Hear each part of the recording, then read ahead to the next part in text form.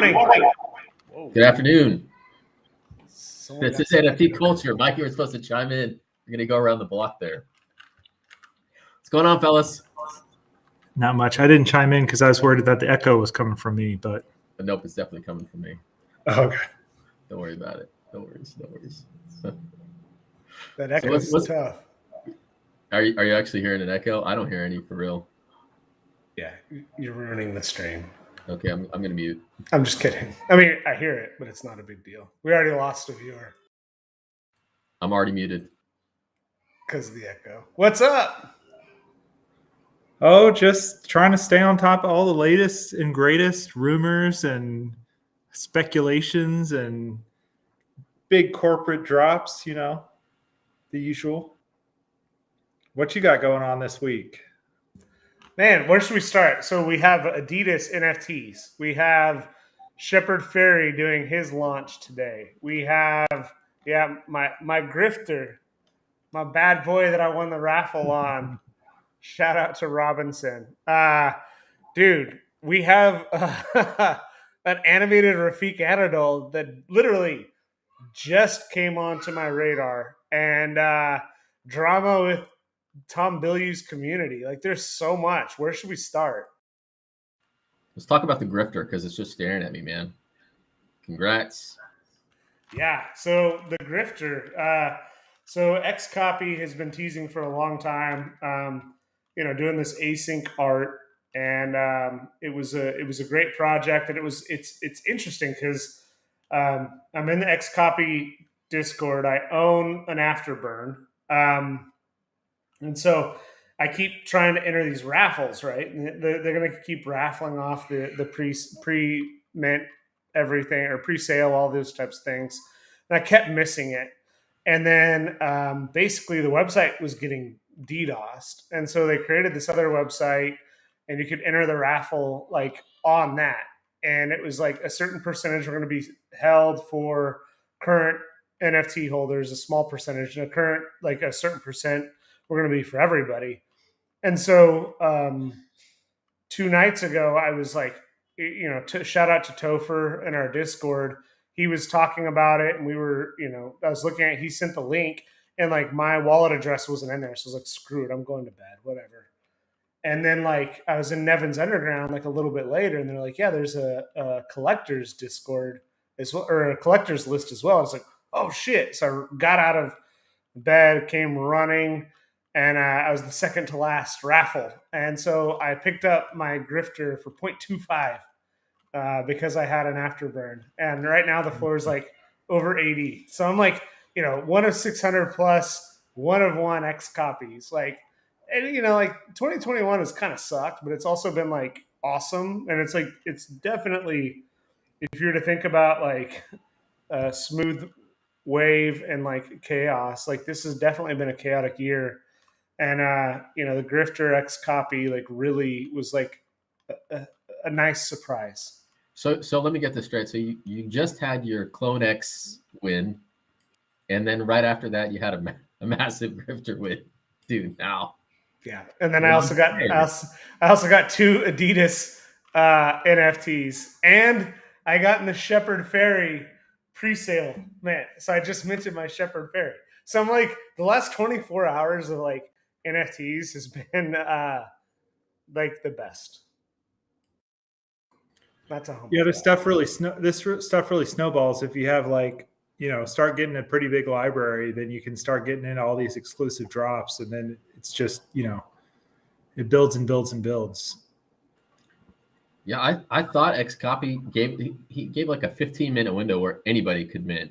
Did I make that up? Because I thought his Twitter post, it literally was like 15 minutes, and I think I caught it like, I don't know, maybe 45 minutes after he posted it, but they were all minted by then.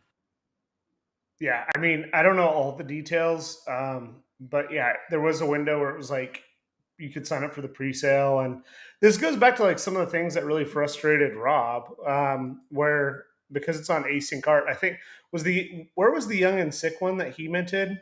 No, it was a lot of money. It was a lot of money, and it was on Mutables. Was a collective, the collective platform? Yeah, and this is and. Which one was the XCOPY pumpkin on? Same thing, same project. It was XCOPY was there too, but Rob was he picked up a lot of money he was complaining about. But yeah, XCOPY was in Yeah, that I mean same. this has the same Yeah. issue, right?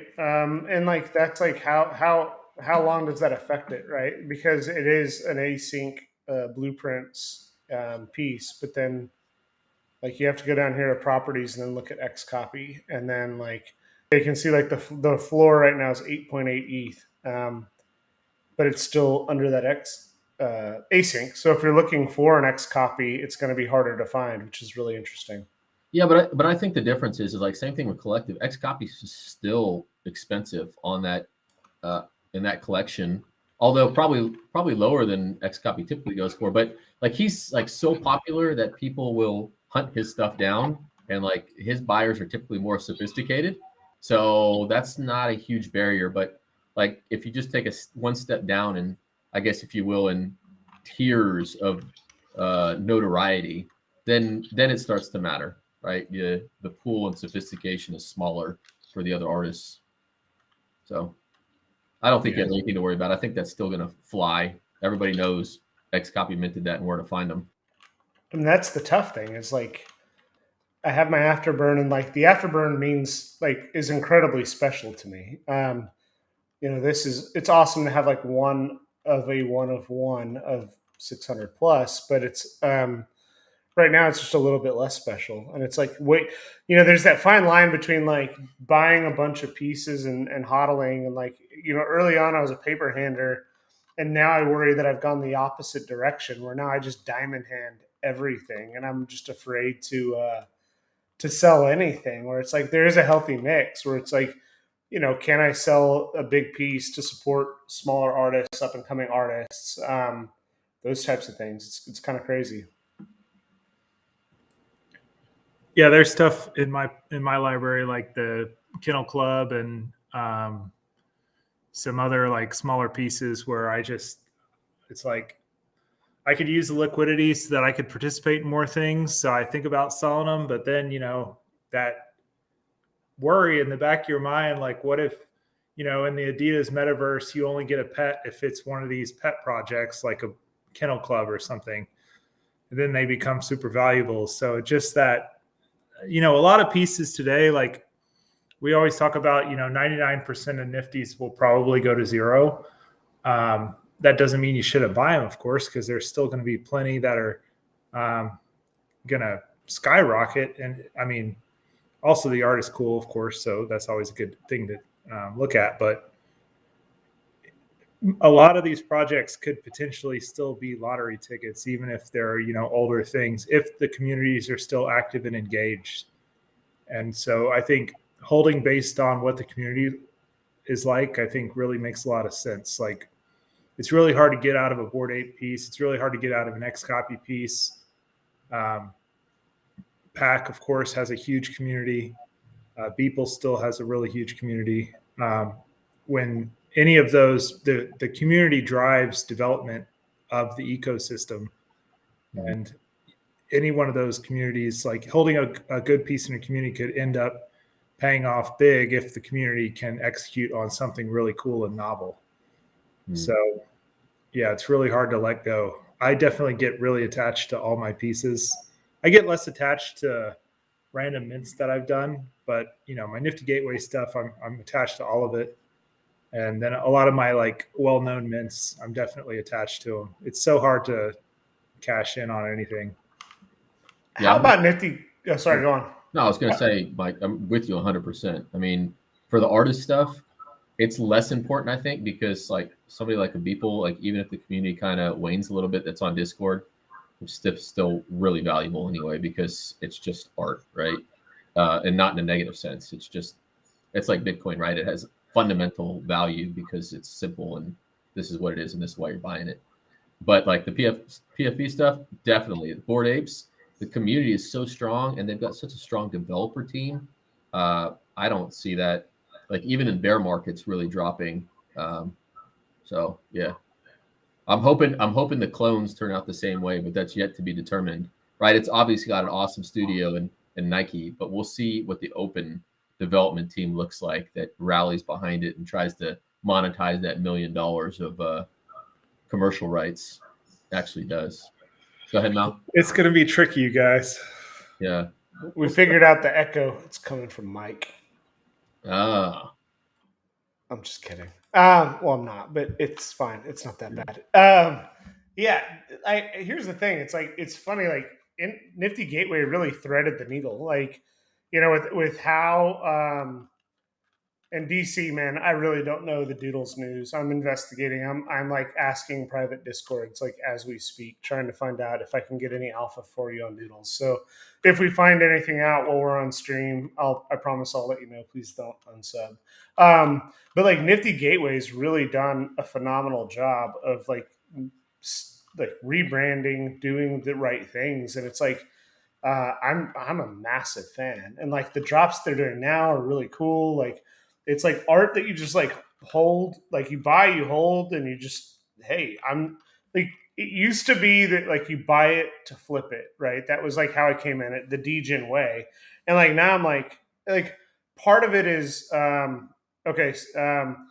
Part of it is like, you're trying to make some money, right? And once you make a little bit of money, the Tyson drop for me is like I can do two things. Like now I can speculate. And now I can also like buy stuff I love just because I love it, and then like it's really cool. So like when you think about like how you approach NFTs and everything else, it's like, yeah, like flip, it's totally fine. Like if people see a paper hands, F them. Like who cares?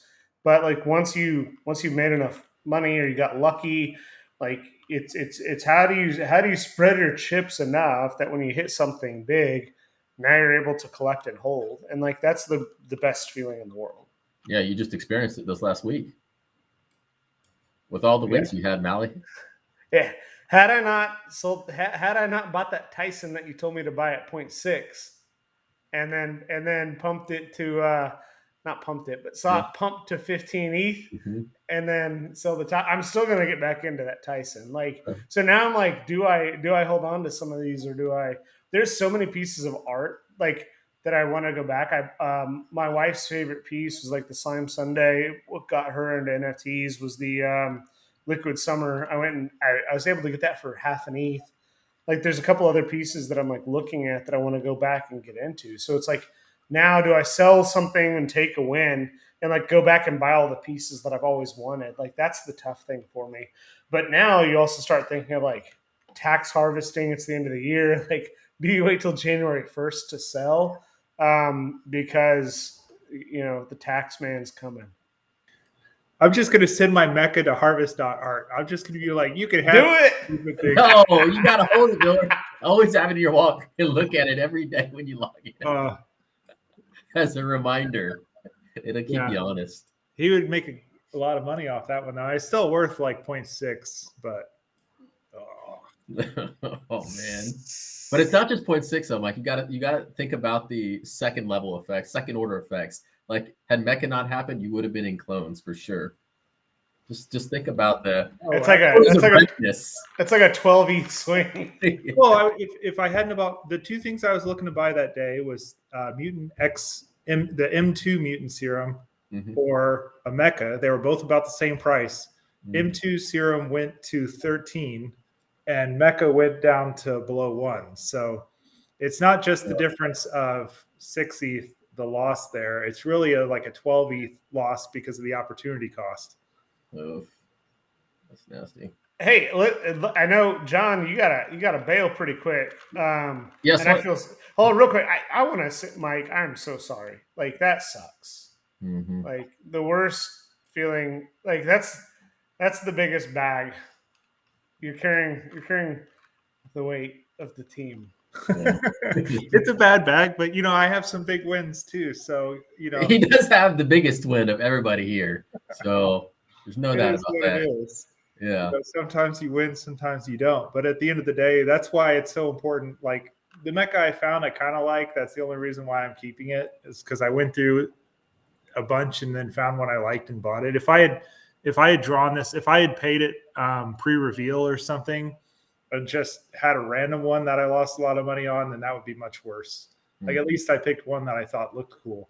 just at the end of the day, the project doesn't seem to have any direction. All they do is they do giveaways, and that's it. But Yeah. giveaways just aren't worth much in my eyes. Yeah. That's it's been a tough. Yeah. The NFTs come and go, man. It's Yeah. I think you have the best NFT to survive anything ever.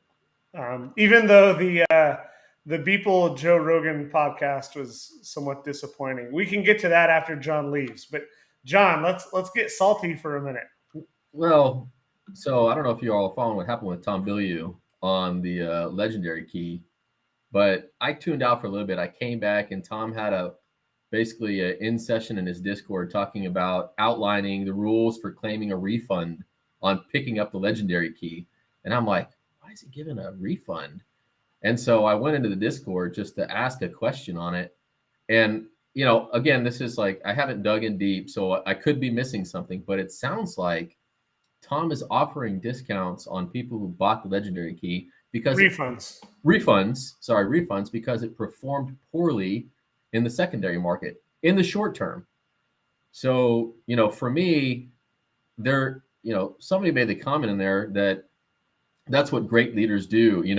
If they make mistakes and things don't perform well, then, they step up and take responsibility, which is great. Right. And I agree 100%. But for me, and you guys can correct me if I'm wrong, I'm pretty sure Tom was clear from day one this was a long-term project, and he discouraged people from buying to flip.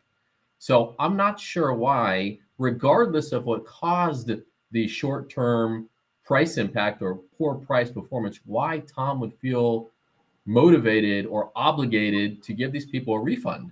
Like, we bought it, and none of us even looked at price. Nobody starts even looking at price. We don't care. We know Tom's going to deliver long term on the project because that's what he said he was going to do. And so, yeah, I get it. The sentiment's great. Like, step up and take responsibility, but for what? Right? That's, I don't know if you guys disagree or. Here's my take, and I'm probably going to echo horribly, but Tom is a shrewd. Don't forget, he's a shrewd investor. Like, he knows what the value of those legendary keys is going to be. And he has talked a lot about, he doesn't want to service or cater to flippers. He wants to cater to long-term community members. So he very well could see a way to claw back some value to himself. Like, if he thinks that they're worth 3 ETH each, and people, like, he just offers people the 1 ETH and he buys back 500 of them, then he just made, whatever that is, like 1,000 ETH. No, I think it's full refund. I think it's a full refund on purchase. If you bought at 3 ETH, you have the opportunity to get 3 ETH back. Sure. And so he's going to be sitting on so they send the keys back and he's going to sit on them. Now, what he does with them there, I think he's going to leave it up to the community to decide. Like, does he burn them or does he do giveaways or what? But, it's still a full refund, which is, I don't know, mind-boggling. I mean, I think he just knows that the value, he wouldn't do that. I think he's ultimately, one thing we learned with Nifty Cult is it's very much, you become, you're selling a product, and you have to have good customer service in order to keep your people happy, your customers happy. People become your customers to a large degree. And, Tom probably has a lot of legacy world customers, more so than something like Nifty Cult, where we're probably mostly Nifty people. So they kind of understand that, projects can take time to develop. But so he probably wants to ensure that the people who continue to hold the legendary tokens are going to be people who believe in the value of Nifties and the Nifty ecosystem. Because don't forget that, like, a couple of voices can be very loud and like, people who are happy usually don't say anything. Like, we're happy with our legendary key, and how much do we participate in this community? A little bit, not a whole lot. And we certainly aren't loud, vocal people in his community. So, like, a couple of bad, like, loud voices can really put a drain on a project. So I assume he just wants to try to make sure that he only wants happy people involved in all that stuff. Yeah. If you don't like it, get the out, like, that's the thing. Like, and we poll our community every month. Like, we do a monthly Google form where we ask anyone who's bought an NFT culture token, and there's speculators, and we were objective with our roadmap and what we were doing and what our mission was. And I'm thankful to everyone that bet on us and invested on us. And we told everyone from the get go, like, we have a 5-10 year vision. And then it's like some people get upset and 20 minutes, like, why hasn't this mooned? And it's like, well, like, we're a Knox team, we have over 60,000 unique visitors on the website, like, we're doing everything we can to deliver value to that token, including whitelists, including content, including free mints, alpha, like everything we can do to provide value, we're doing. There's still going to be those unhappy people, and it's like, you can't fix that, right? There's always going to be a percentage of the population that's unhappy. And I commend Tom, like, to be able to say, hey, look, like, he's betting on himself long term. And would you rather have that toxicity stick around permanently? Or would you rather be able to say, hey, look, if you're unhappy, like, you made a big investment, you made a big bet. If you think you made a mistake, cool, here's the way out. And now I'm going to decrease the supply. And now there's going to be fewer legendary keys. So hats off to Tom. He's a great dude. We've gotten to know him quite a bit. He and I communicate regularly. I think it's the right play. And I think, like, more projects are probably going to start doing that. Yeah, I see it. I see the perspective. Try to root out the bad apples. It just doesn't sit right. I mean, something, fundamentally in my brain is like, these guys that are complaining bought to flip it, even though he told them not to, and now he's just going to give them the money back. And I don't know. I don't know. It sit well with me. Hey, but is that rumor that it's good they're going to convert to being free mints for all of the future projects? Is that a true rumor, or is that? No, yeah, and I think so. Again, I could be wrong, but this is in the Discord from what I tuned in halfway through the other day, and it sounded like if you have a legendary key, you get to participate in basically every project going forward instead of just, I think it was 3 or something like that originally. So he definitely upped the rewards on the legendary key. He was looking for ways to drive more value to it because that's what people were, was secondary value. There wasn't as much demand for it, and so the price was dropping. But that's not a legendary token. It's the golden ticket from Willy Wonka. At that point, like, it is. No, yeah. He's gonna do like this guy's made $4 projects. million. Like, this person's betting his entire reputation on everything. Mm-hmm. Yeah. And also, the people that are eligible for the refund, if you don't take it, you get more stuff. I mean, this is like over the top, above and beyond. And I made the comment, I feel like people are taking advantage of Tom's wonderful nature. But I mean, kudos to us because we own one, so it's good for us. Yeah, this is great news from my perspective. Like, either the supply is reduced or I get extra mints, so it's all good. Shout out to Tom. Shout out to Tom for sure. Awesome dude. Hell yes. All right, Mal, before I jet, question for you. Can you drop any alpha right now on Pranksy's last box? What is in there? So right now, I think you have to have all 10 keys. So you had to buy all the previous boxes or buy the keys on the secondary that came in the boxes. And I think to do that, it costs like 7 ETH. The question is, what's in that last box? So it's got to be something massive because the keys to get that last box is like 7 ETH in value, 8 ETH in value. So, Mal, can you use your underworld connections and drop on the stream what is in that box? Should we all be buying keys for 8 ETH? I mean, yes, but that's not financial advice at all. God, man. And no, I have no idea, but I'd assume, here's the thing is I'm not going to be spending 7 ETH to buy it, right? Yeah. But that's also because, like, I have a principle that I'll never spend more than 2 ETH on any NFT that I've missed. And that's just like a core principle that I have. And if it changes, I'll tell everyone. But like, I've only spent more than 1 ETH on an NFT once, and that was for Clone X. And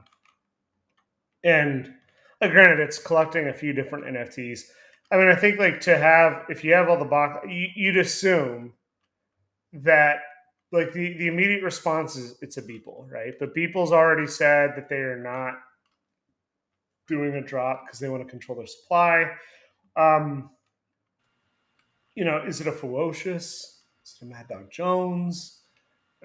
Is it a combination? Like there's a lot of different things that it could be, and I think that there are very few artists that when they drop something, it's going to be worth more than the 7 ETH that it takes to buy it.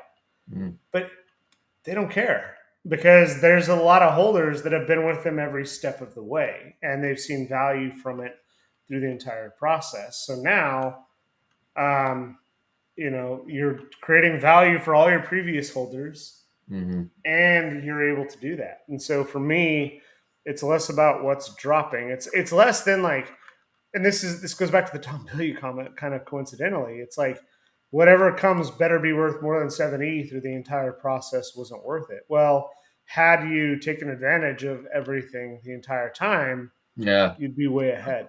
Yeah, that's a good point. This is kind of like icing on the top, what's ever in there. How much supply is this thing going to have? I think as long as you have all 10 keys, you can mint. But I mean, what is it, Mal? You said 11? No, 10. I mean, I'm not that close to it, but okay. I think it's 10 keys. So if you have all 10 keys, but I think obviously the least, like each key was in the previous boxes, so the least minted box drives how many could potentially. But then you had to actually buy every box. So how many people did that? I mean, they were expensive. I think they were 1 ETH each.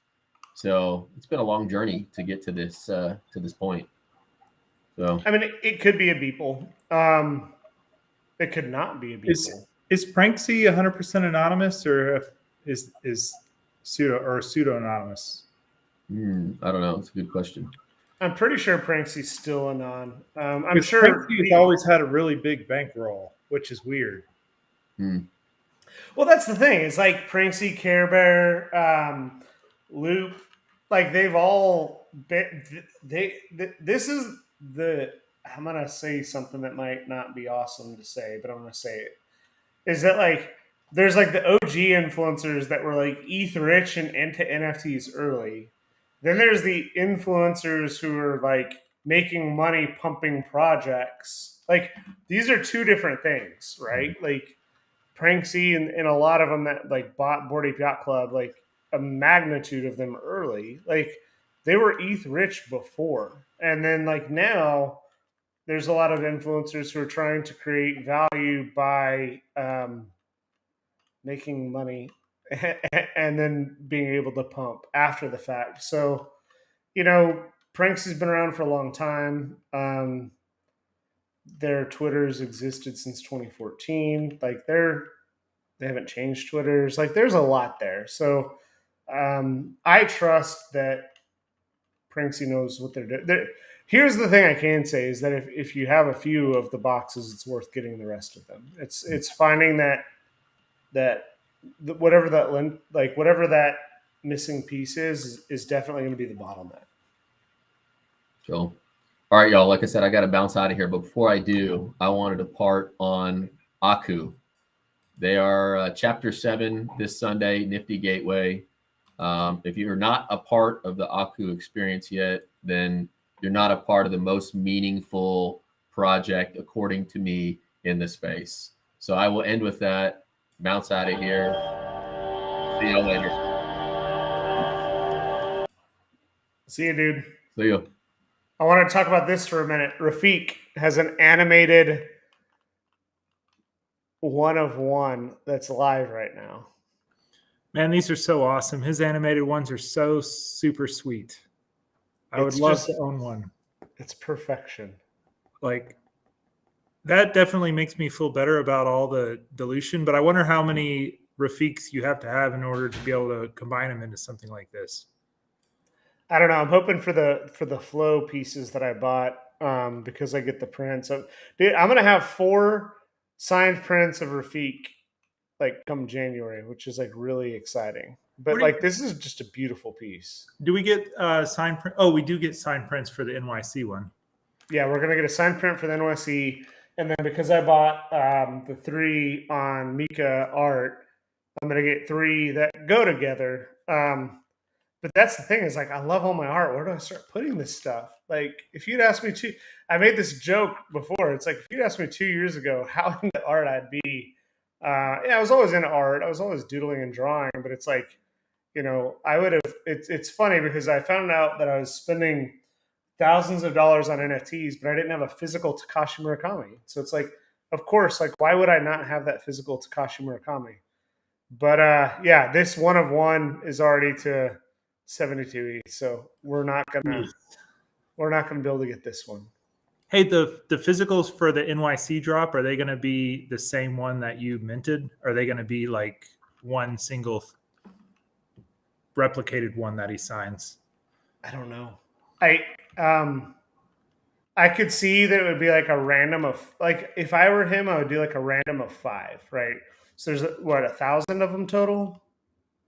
So like, let's say like there's, so for instance, Takashi Murakami does around 300 of each print, and he signs them all.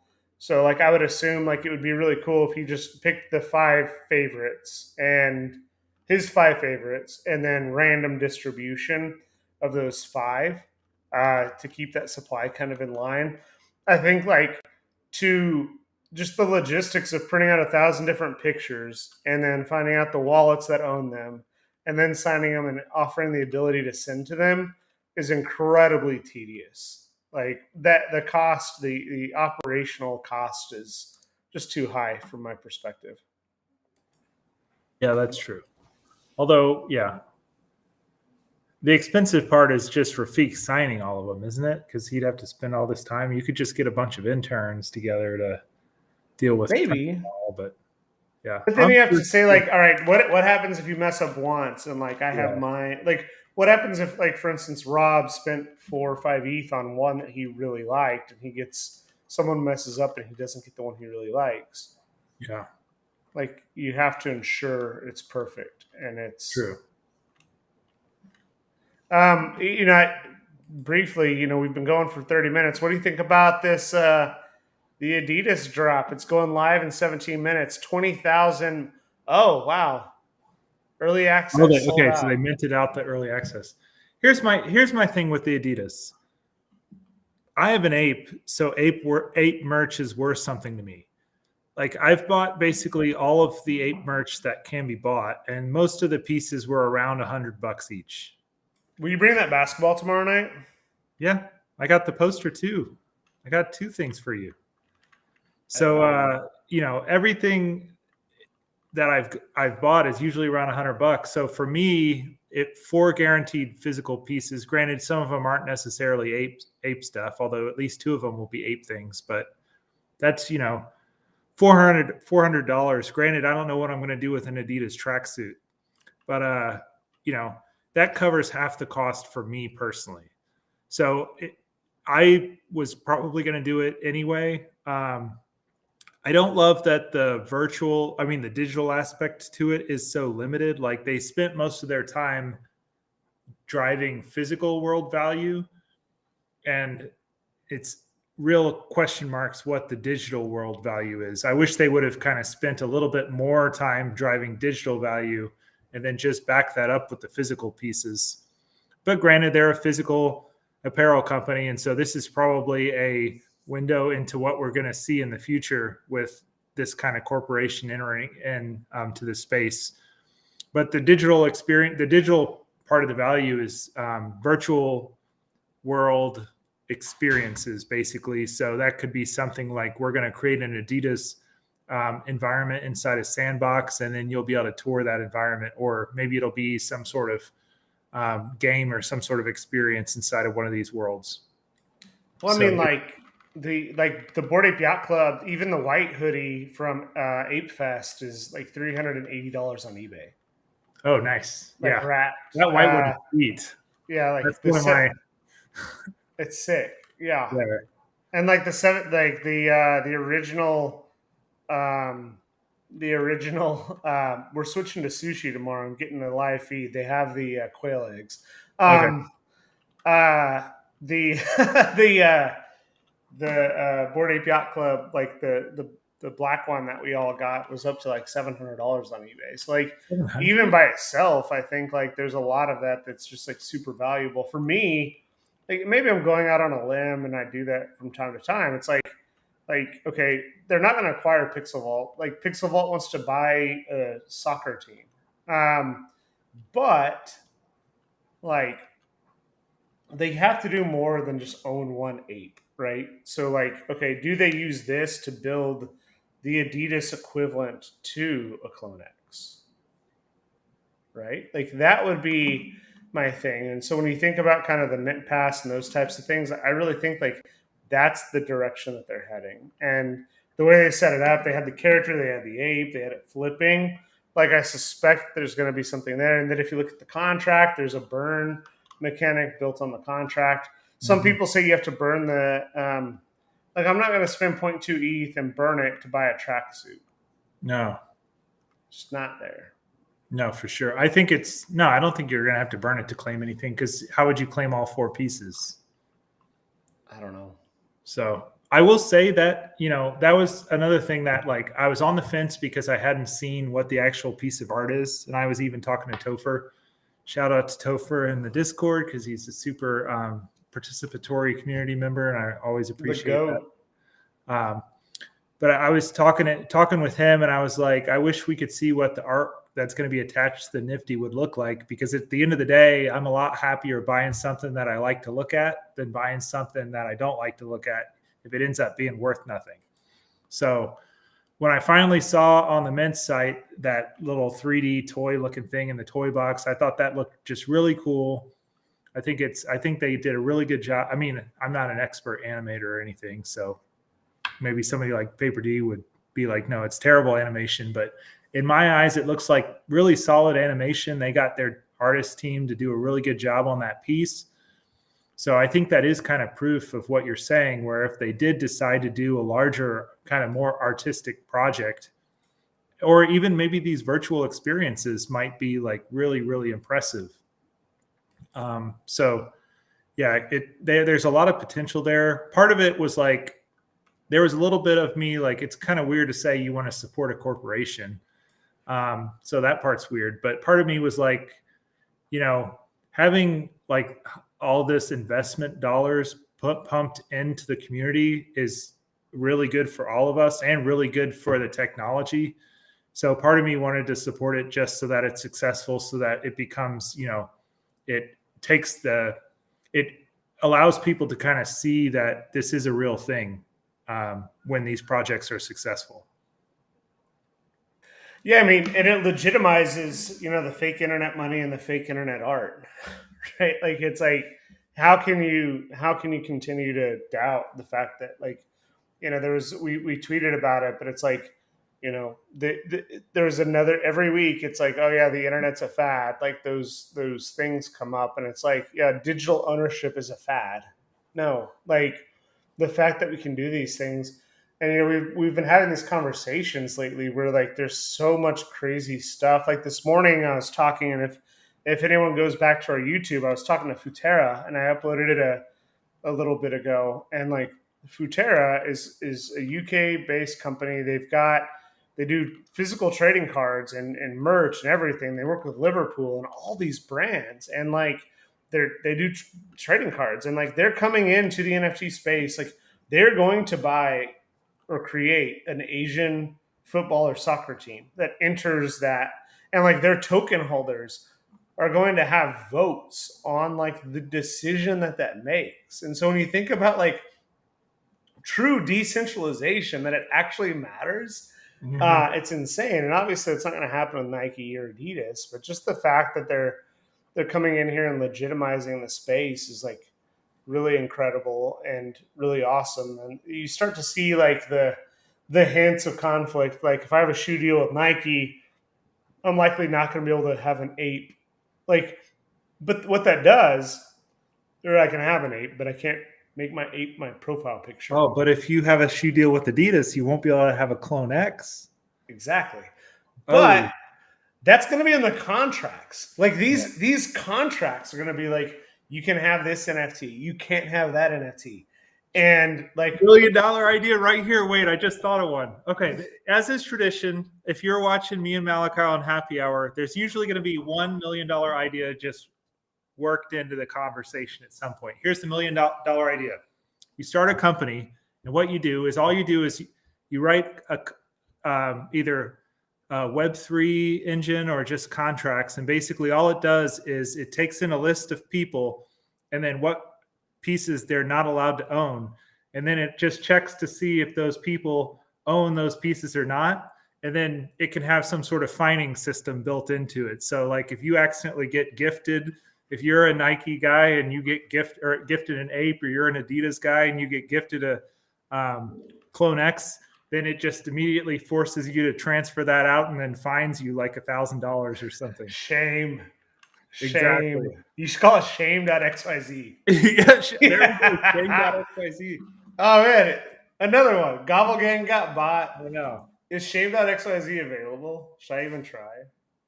I'm sure somebody listening to this will probably snap it up. All right. Yeah, I won't go get it. Because that's the cool thing. But that's the cool thing about the digital property situation is you can build all of this ecosystem off of it. Like that's why stuff like Graph and Chainlink and all this, all these layers on top of Ethereum are awesome and have a lot of potential. And stuff like Morales too, which I want to look into more. But they drive this ecosystem where you can actually programmatically enforce rules and contracts. Like in the physical world, and this is where I really think the value of this world is like in the physical world, you'll have a contract that only lawyers understand and they barely understand it themselves. It's a piece of paper filed at a county office somewhere, or maybe in a lawyer's vault somewhere. But like, there's no way to enforce it until somebody just happens to see in the contract that you violated it, and then you have to sue somebody and go to court. With with smart contracts, you can have programmatic enforcement of everything in the contract. You basically say, look, every time you make a transaction, you have to do it through this contract. You can't make a transaction not through this contract. And the contract is going to check whether the thing you're trying to buy is restricted by your sponsorship. And if it is, it'll just reject it. That way you don't have to worry about, whether this is allowed or not. So I think there's so much cleaner and more efficient ways to enforce contracts between people in this digital space. And so eventually people are going to get it and they're going to just pile in. It might be years before that is the case, though. But I mean, that's awesome. And there's also the gamification elements of that. Like, Pac is alluding to a piece of that too. Like, if you have this in your token and in your wallet, and something else comes, like the result is something else happens. Oh, I know. And so, like, there's some really cool elements that are going to be coming from that. Hey, I want to keep going at least until I want to see the momentum of the Adidas drop. We got 6 minutes, okay. So hopefully we can go till then. But I did want to talk briefly about another piece of art that like really is special to me. Yeah, tell me more about this guy. I actually haven't heard about this guy. Yeah, so Shepard Fairey is one of the OG like artists in the space, not even in the space, like artists like of all time. So Shepard Fairey has been around forever. He went to RISD, Rhode Island School of Design, and like he came on my radar around the first Obama. Like I knew of him a little bit before then. Like so this is the Obey stencil, right? And so like it's Andre the Giant, and he would be doing these things where he would go do these stencils, and it became infamous for a long time. And Shepard Fairey really became prominent in the 2000s, prominent to non-crypto native folks, or not crypto native. Sorry, I'm trying to pull it up. But he became prominent with like general public around 2008. And the reason he became prominent was because he did this. And so he became one of the biggest names. He helped Obama with the campaign with Hope, and really came into notoriety. But when you think about kind of the stuff that he had done, there was this documentary that really resonated with me, and it was called Exit Through the Gift Shop. And Exit Through the Gift Shop, it's like required watching for anybody. In fact, I'm going to try and convince Natalie to let us watch it again tonight. It came out in 2010, and it's this documentary about Banksy, and Shepard Fairey's in it. And there's this guy named Mr. Brainwash, and Mr. Brainwash is like this like guy who's like exploiting all these things, and it's like this like graffiti artist's haven. But what's really interesting is that like Mr. Brainwash becomes this caricature, and I don't want to spoil it, but I'm going to spoil it. I don't care. Like it's still worth watching, even though I'm going to spoil it. If you're watching live or recording, like skip ahead 30 seconds. But if you care. But Mr. Brainwash, in hindsight, like created all this art and like exploited this, made a bunch of money, and then like there's rumors that like Banksy created Mr. Brainwash, and so like actually, if you own the art that Mr. Brainwash, it's like a derivative of Banksy because Banksy like created the concept of it. So like Shepard Fairey just became like just one of the quintessential artists that I started following for the last 12 plus years. And so then for me it was really interesting to just see like, oh wow, like so now when you think about what's going on, right, we have one of the greatest muralists of all time, who's like undoubtedly incredibly influential in terms of everything that's going on, creating their first NFT, and they're launching 7,400 unique NFTs. Point one. I was lucky enough to get into the pre-sale, and what they did was really interesting. Is that depending on when you signed up, you had a slot that your mint time started at, and so like there were people that could pre-mint their whitelist like 30 minutes before me, 10 minutes before me, 5 minutes before me, and then I had my slot. And I could come in later, obviously. But like the longer I waited, the more likelihood that like the pre-sales were going to be sold out. And so like there's just so much really cool innovation that's happening right now. It's just really interesting. And I think like for me, this piece, when you think of like the quintessential artists for me of our time, from Takashi Murakami and Shepard Fairey, it's like the fact that they're embracing this medium and they're taking it seriously is like inspiring. Like it legitimizes like the year plus that we've spent building the website, which is our most prominent piece, but YouTube and everything else. It's just so awesome to say, hey, we're ending a rough year for a lot of folks, a rough year for us, an awesome year for us, a dramatic year, a draining year, a joyous year. And then as we end it, we get to see the fruits of our labor, both in terms of everything that's going on, but also like awesome artists that are coming into the space and legitimizing the platform. It's just truly inspiring. Yeah, that's awesome. And I love how people continue like if you can almost tell, like, I'm going to talk about smart contracts again, which I know is only appeals to a certain sort, but you can almost tell like what era a smart contract is from I mean, what month it was from 2021, just by like looking at what features it has inside of it. And I love that people are continuing to innovate. Like even like after we've been doing this together for a year, they're still coming up with interesting and novel ideas. Like the idea of having a whitelist and probably oversubscribing it. I assume he had a lot of whitelist people, and they were like, well, we don't want to give all of our NFTs away to the whitelist. We want to preserve some for the public sale. How can we do that? Well, one approach could be, let's schedule those time windows. So, is it a perfect approach? No. Is it a really clever and potentially successful at achieving their goal approach? Absolutely. So I love hearing like those little small innovations are really interesting. I definitely want to check out that contract now. Is he minting he's minting on his own website, or? Where is he minting that at? Is it Yeah, on it's and I'll send you the smart contract after this, but it's obeygiant.com, nft.obeygiant.com. okay?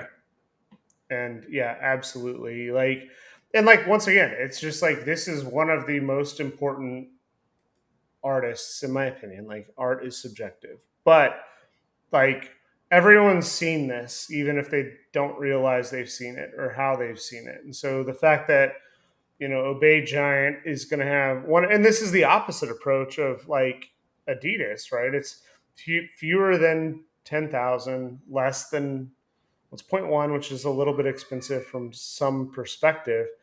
But for me, it's just, I'm lucky and thankful that like I said, the last 24 hours have been like XCOPY, 2 Adidas NFTs, and Obey Giant is like, wow, it's Christmas, and Yeah, or whatever holiday you celebrate. But for me, it's Christmas. for sure. So I guess it hasn't sold out yet. But the public sale will probably be crazy. Yeah, I mean, it goes public sales tomorrow. They haven't said when. If OpenSea wasn't down, I could check and see how many have been minted. But OpenSea's just not working And they're because, having a rough day today. yeah, I wonder why. I don't know. Oh, There's been a lot of dude, like Amazon. dude. What happened? What you got? Dude. Is Malachi? We're a minute late. What? We're a minute late. I didn't. No. I was Instant? on my little instant 10,000. Instant. Dude, what did gas spike up to? I got to check gas real fast. Jeez.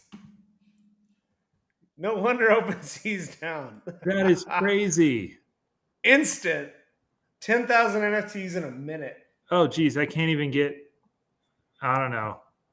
This might be, I can't get Ethersand, the gas station, to even load. Oh, yeah. You can't even get to OpenSea because you're getting cloud gas. Oh, my God. It's so high. It's 1,800 for average, 1914 for high. They just How many failed transactions are going to be on that contract? Oh my God. I got a screenshot this. This is the highest I've ever seen. Share your screen, dude. Here, I'll share. Hold on. This is the joys of laptops, man. They're so hard to use. Oh, you don't have to share if it's a laptop. Yeah. No, it'll be weird because it'll loop the video. Yeah, gas. The thing that sucks is there's so many pending transactions right now. Yeah, because man, I've never seen high be 19. Like the graph on Etherscan doesn't even load. It's broken because of how large these numbers are. Just to send, okay, this is crazy. If you want to send a transaction, which is the cheapest thing you can do, just send somebody money on an Ethereum platform. Cheapest thing to do on Ethereum platform, takes 21,000 gas. If you want to do that, it's $156. Typically, when it's expensive, it's like $14. So we're like 10x normal prices right now. It's starting to die down a little bit. So what that means is there's a lot of failed transactions that are still paying the ridiculous gas prices. Yeah, failed transactions. Oh, man. I'm looking at the pending transactions right now.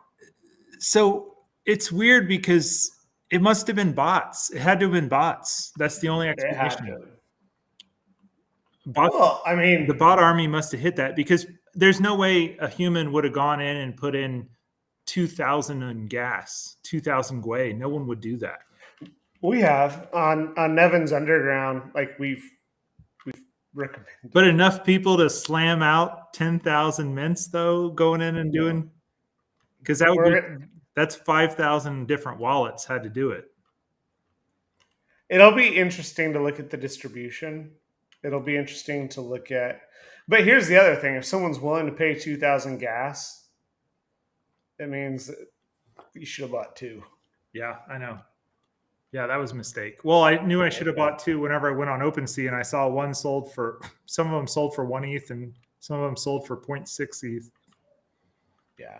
It's gonna. I mean, it could come down for a little bit, but at least we have a few. Yeah. It's gonna be a good project. I'm glad I got my one. So maybe that'll lift the Mechaverse curse. Dude, you've already lifted the Mechaverse curse. I don't know. Oh, with Pack, I guess. I mean, I'm still not in the green with Pack. We'll see. I mean, Pack. We'll see how Pack plays out. Here's a provocative question: do you think people are getting tired of Pack and like the antics, like kind of Every time. This happens every time. I was super fed up with Pack after the Cube thing. Look But at the how Cube, that like out. in hindsight, the Cube is like the best project ever. I know. So here's what I learned with Pack. First off, you got to be in it not as an immediate flipper. You can flip it, but you better wait. And second off, he's pushing the boundaries of what you can do with a project more than anybody else. So I think him and Beeple have kind of, I feel like the top two artists are Beeple and Pack in Nifties. And they've carved off little niches, and they clearly, it's almost, I don't think they are colluding or anything, but they don't trample on each other's niches. Beeple's thing is he wants to bridge physical and metaverse. And Pack's thing is he wants to have his artwork not be the art, but to be the thing, the entire bubble.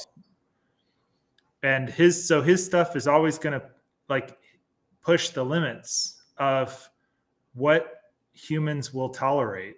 It's kind of weird, but kind of awesome, but also kind of like bad. But if you were just somebody who, bought a M1 mass, like I was saying in the Discord, so for people who are curious about stuff like this, like if there's a big drop, like a Pack drop, go in our Discord and you will definitely find really good information. So one of the things I was harping on was the most lucrative from a percentage basis of Pack was an M1, because I always talk about blue chip artists have a utility price of whatever the cheapest thing in that artist's collection is always going to be overvalued, because it's going to be the easiest, most accessible thing for everybody to get into. And that M1 was going to be the new utility piece. And look at how the floor on those is 700. I mean, it got up to 1,300 for a while. And I hate quoting prices in dollars, but it's Nifty Gateway, so it kind of is what it is. But, so it's guaranteed double your price. Now, the question is, if you have an M1, should you hold it or should you sell it? And I don't know the answer there. So, I mean, every time we doubt Pack, it's the same thing, and it is really interesting when you think about it. It's interesting with not even just the top artists, but it's even the same with like PFP projects. Like the movement happens at the floor and the ceiling, mm-hmm. right? And the middle ground is incredibly subjective. Like, do you want like, the 50% rarest ape? Like, no, you want like either something cheap that you can flip in and out of, mm-hmm. or you want like something super rare. So like the percentiles start mattering. And like Pack took that and innovated it to say, hey, yeah, you can have the cheapest, but you can only have one. Right. Like, if you want that one, that's great. So you can flip it for double, but that's it. Yeah. And then you start moving into, oh man, one of my buddies, he's still pending. He's no. Not going to get you better cancel that. You need to tell him to cancel that quick, or he's going to lose his gas. Well, the 1155, they fixed a lot of that gas issue. Like the MetaMask and the network got a lot more efficient, right? Well, if let's say gas spiked to 1,500 and you tried to purchase one because you were sitting on it at your computer too long, and MetaMask estimates the gas at 1,500. When you submit that, sure, it'll fail. It'll only use like 30,000 gas to fail, but you'll still end up paying $100. Yeah, no, but yeah. So it's always better to cancel, is what I'm saying. No, it's not. Not anymore. Well, cancel the right way. If, like, let's say his transaction keeps pending, and you can, I guess, well, Yeah, because a lot of the contracts have. It's only 21,000. It's provably better to cancel because it's only 21,000 gas to cancel. It's provably for some. Yes. No. Well. If you don't speed up the cancel. Oh yeah. There's definitely some gray area. I will give you that. And MetaMask doesn't take that into account. Most times now, it's better to just leave it and let it fail. Oh, you can't say most. Sometimes you have to say. I know superlatives are dangerous. In situations like this, it's better to just leave the network alone. It might be better in this one because the network's all effed anyway. Because what's going to happen is like there's still congestion, and now there's a bunch of people trying to cancel, and they're trying to speed up their cancels. And so, like, if you want to speed up your cancel to do it, like, if the value of canceling your transaction means you can do another so let's say there's two great drops happening simultaneously, and one drop is way better than the other.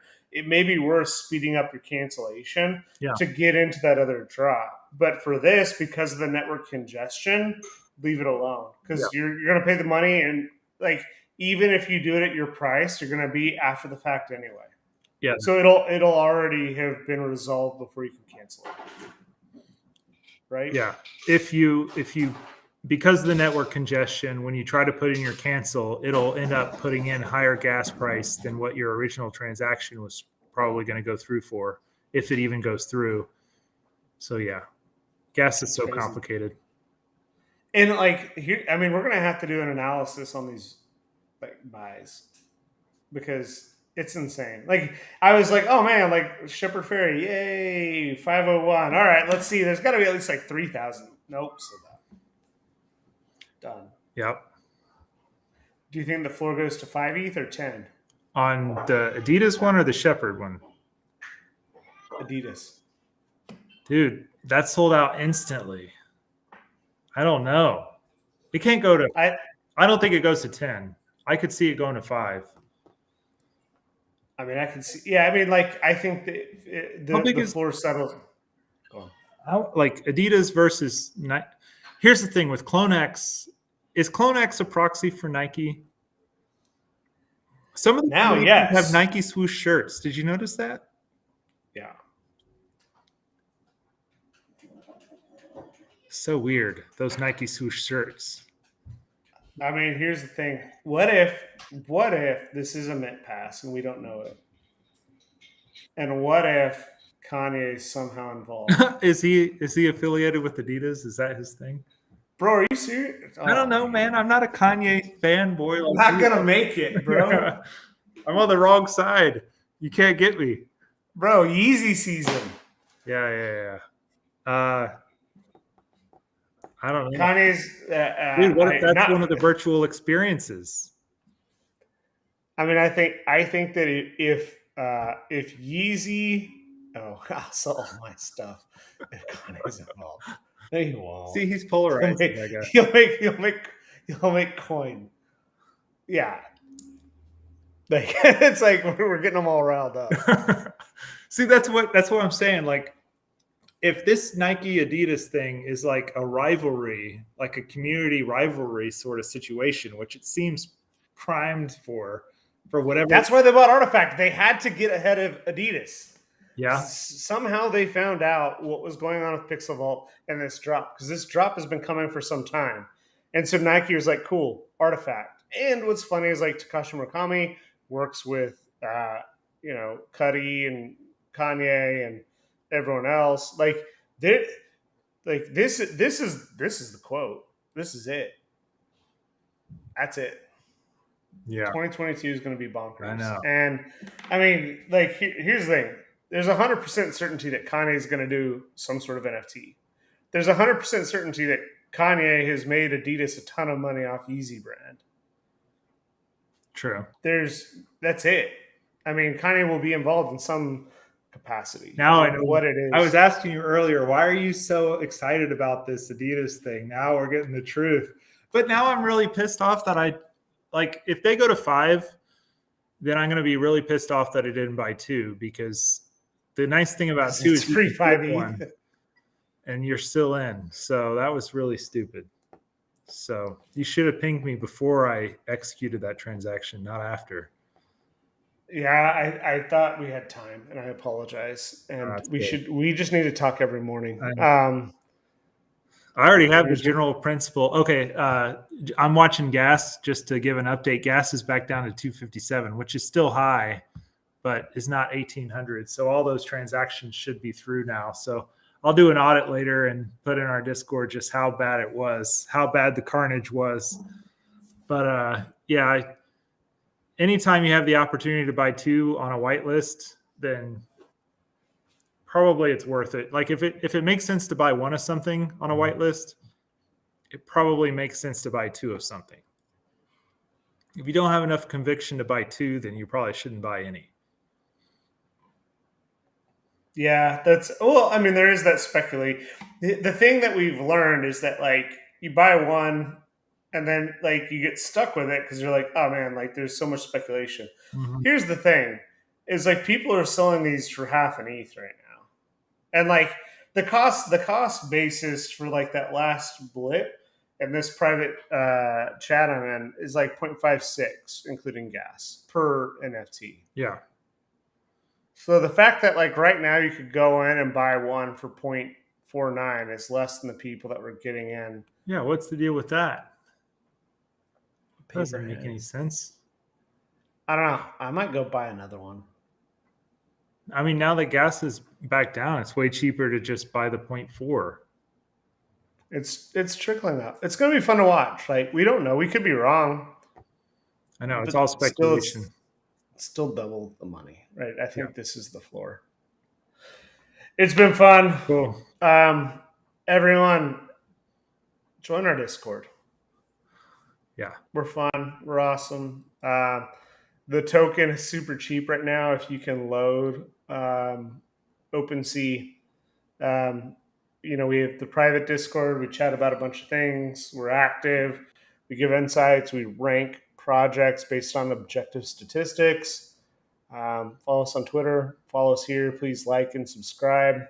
We've got a 5-year plan. We're not going anywhere. Any final thoughts? Well, I wish we could have gotten into some Beeple gossip, but it's all good.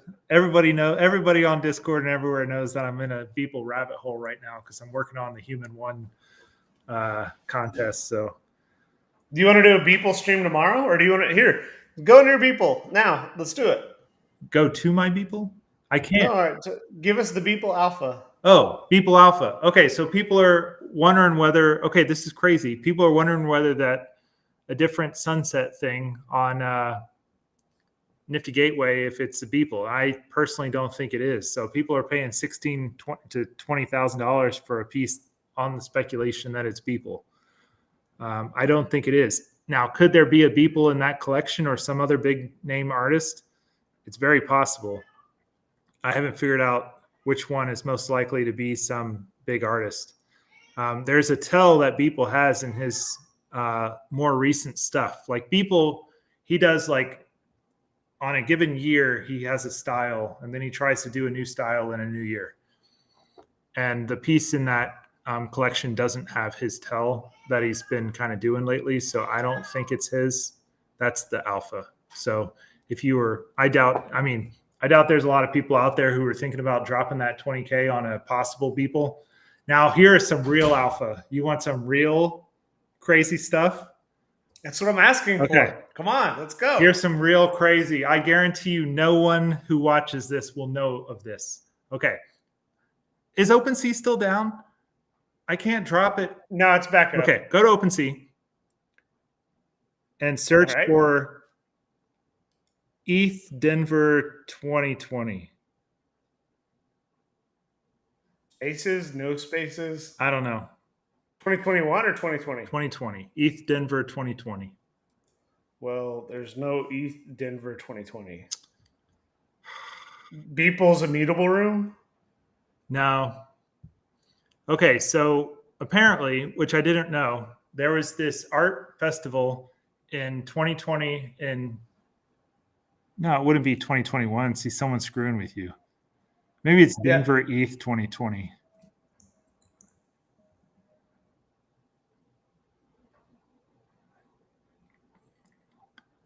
Just do ETH Denver, all one word.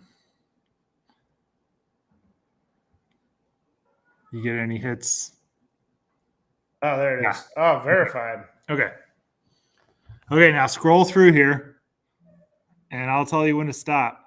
It'll be obvious when you're supposed to stop, assuming OpenSea decides. Is there a penis in it? No, there's nothing that'll get us demonetized too badly. No, but I just mean like that would mean it's Okay, illegal. stop here. I think it's nope. Keep going. Keep going. There you go. Oh, Operation Wolf. Yeah, this is definitely Beeple. Yeah, but you see, No, both of them. You see two of them right there. Yeah, these are both Beeple-esque. Yes, those are actual Beeples. Those are the first two Beeple Nifties ever put on the internet. And they were last exchanged for 1 ETH. So someone out there, throw down a 2 ETH offer on these and see if you can get one of these.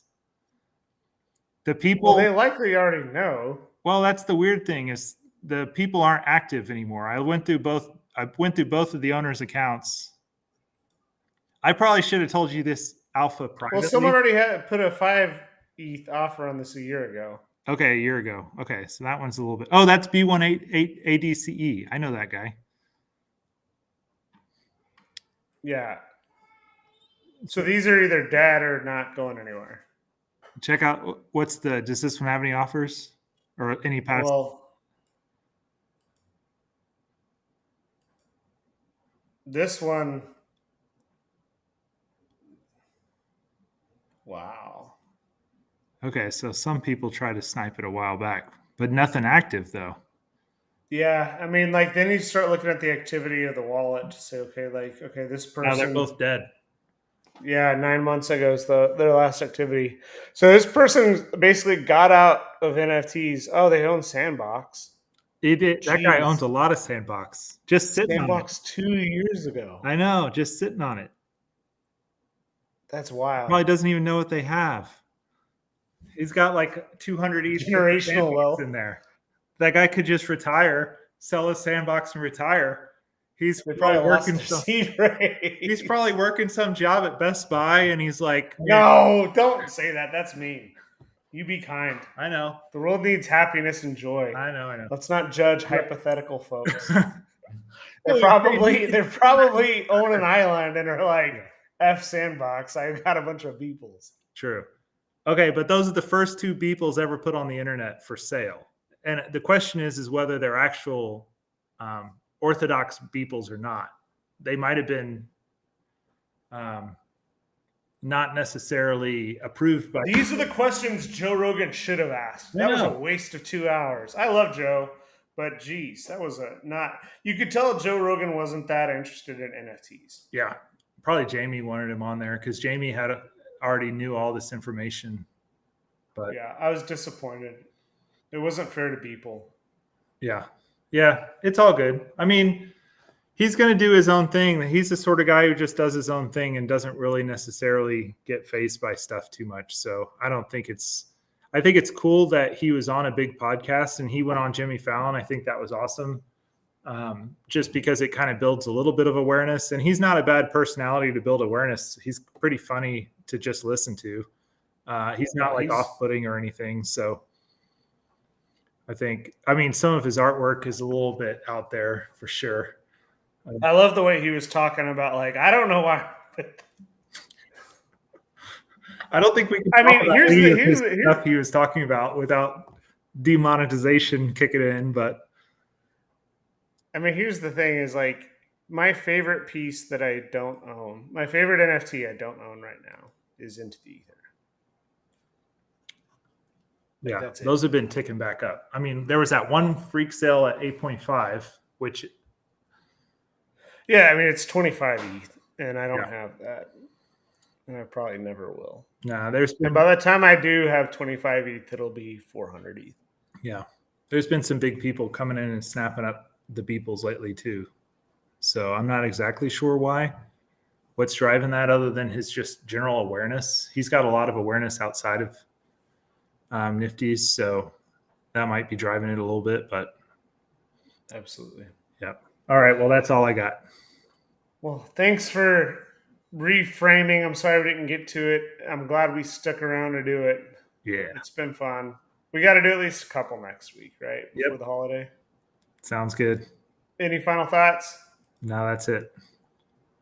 All right. Well, it's been fun. Thank you, everybody. Subscribe, like, joy, happiness. Be kind to each other. Thanks, everybody. Bye.